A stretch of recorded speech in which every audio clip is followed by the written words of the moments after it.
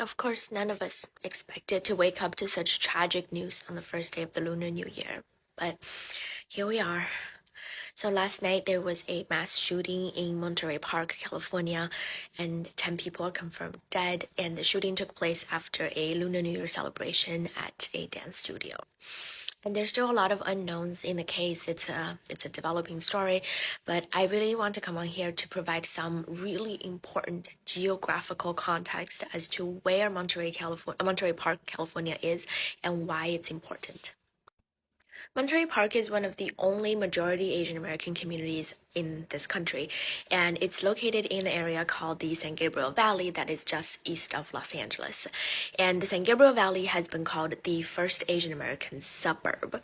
And I want to read you a quote from this article that appeared in Hyperallergic magazine that is about the San Gabriel Valley. Dubbed the first suburban Chinatown, the San Gabriel Valley today is home to the largest concentration of Asian Americans in this country. This influx is directly attributed to the Immigration and Nationality Act of 1965, which aimed to reunite families and attract skilled labor. Asian immigrants who had previously been barred from entering the country during the earlier half of the 20th century through the Chinese Exclusion Act of 1882 and the Immigration Act of 1924 started to arrive in the hundreds of thousands, transforming the demographics of cities like Monterey Park from 3% of the population in 1960 to 60% of the population in 1990.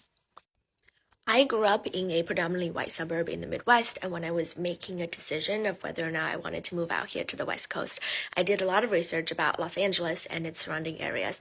And I remember reading about Monterey Park for the first time and seeing pictures and videos and stories coming from that place. And I remember it made me realize, it gave me a visual of the possibility of what it might look like for an Asian American community to create that strong sense of community in the diaspora and to refuse to assimilate to what is the norms of white America. And it's such a significant place in our community. And I think it's really important that we understand this geographical and cultural context of the place where this tragic took place.